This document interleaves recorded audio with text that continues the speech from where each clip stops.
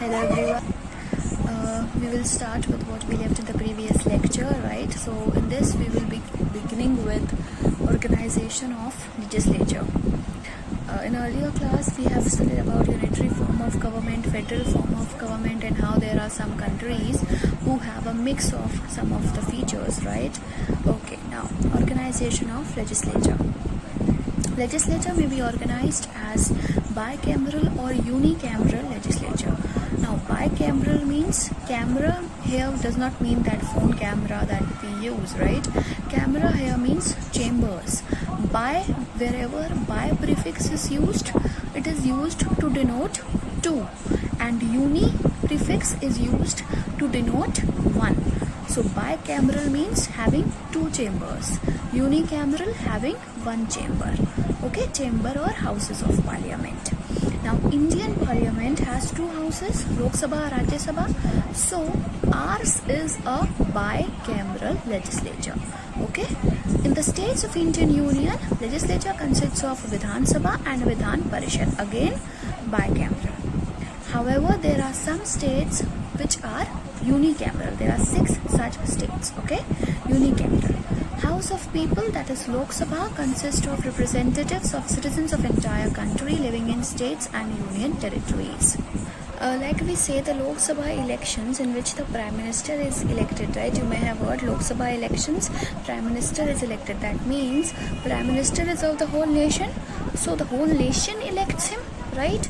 So Lok Sabha, that is the House of People, consists of the people or the representatives that are the delegates of citizens of the whole nation. Okay, people can be of state or of a union territory, and they are voting certain number of people or a particular political party whose a group of members will be sitting in the House of People, acting as the representative of the whole nation, because they will be the one who take the important decisions, right?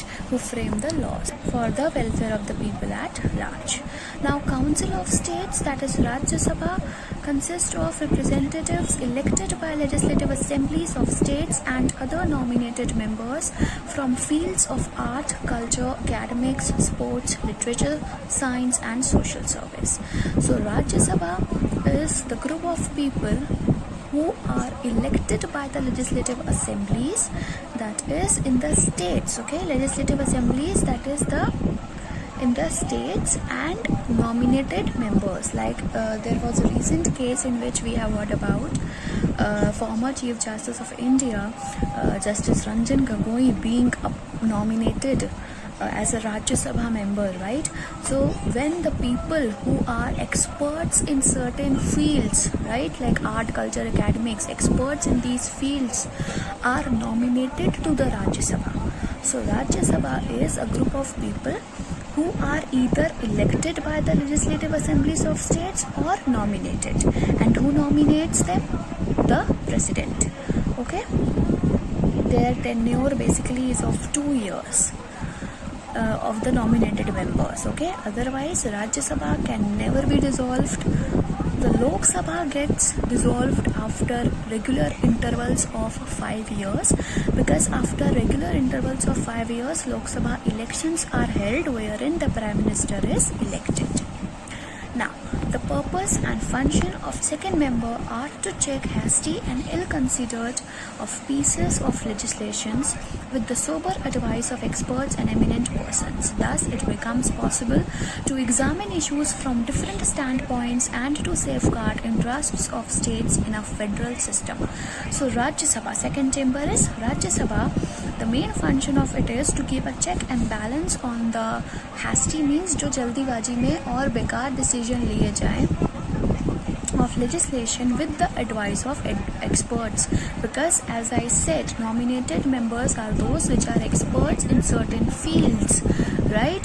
So the experts, they give advice, they are consulted, and then the decision comes, the issues are examined from different viewpoints, and so the final result should be to safeguard, to protect, or to do something for the welfare of the society or the whole public at large. So structure of parliament, there is a table given and number of countries.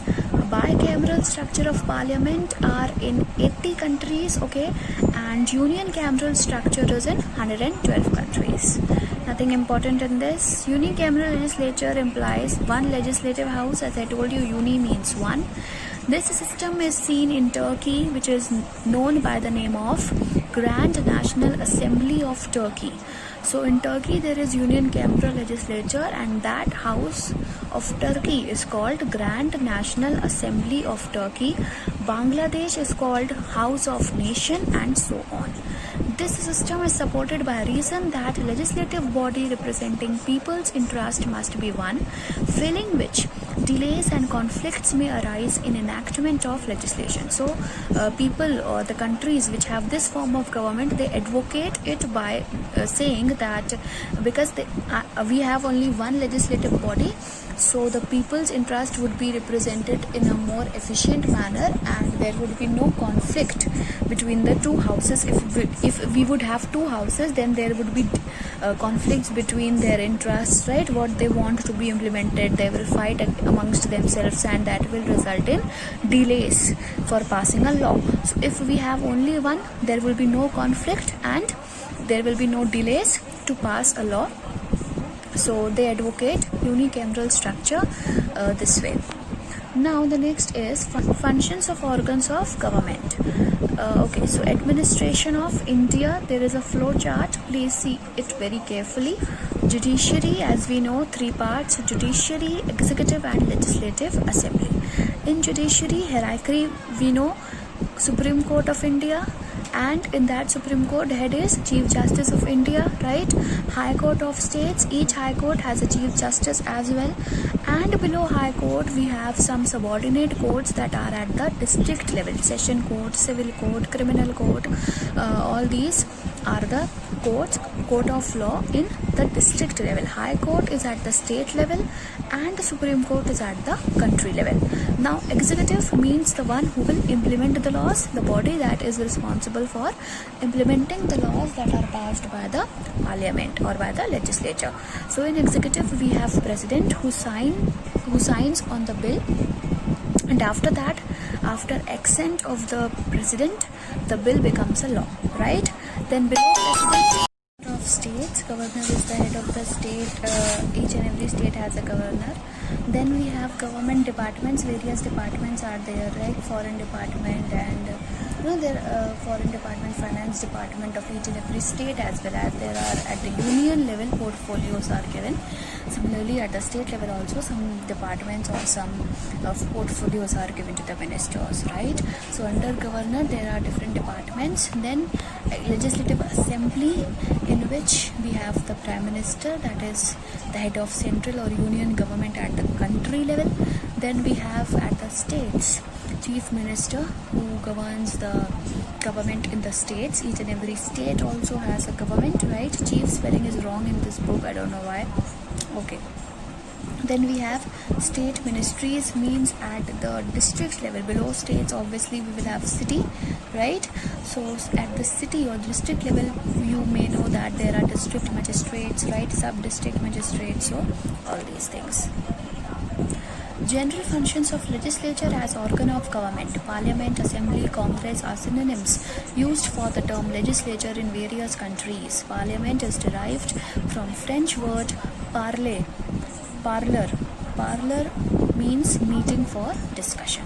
So parliament means a meeting which is held to discuss the important issues. Now the functions are, first function is express and formulate the will of state. Means to express, to put forward that what the state here means the general public wants from the representatives, what is in the interest of the general public. And then concerning that general public interests, some laws are made for the welfare of the society at large. So that is express and formulate. First you tell the whole Sabha that what is the important matter that we need to discuss upon, and then if there is a lack of legislation regarding that matter, then to formulate the legislation as per the concern of the people. Legislature formulates and expresses will of state. Will of state is the will, opinion, sentiments of its citizens and public issues concerning them. As I told you, same thing is written. In a monarchy, will of state is interest and objectives of its ruler. Obviously, in democratic form of government, since the political power is in the hands of the general public only, so the people, that is the government, they have a fear that if they do not work in the welfare of the general public, then they will not be elected next time in the coming elections. So they always make policies and laws concerning the will or the opinion of the general public. So for a democratic form of government, opinion and sentiments of the citizens are considered supreme.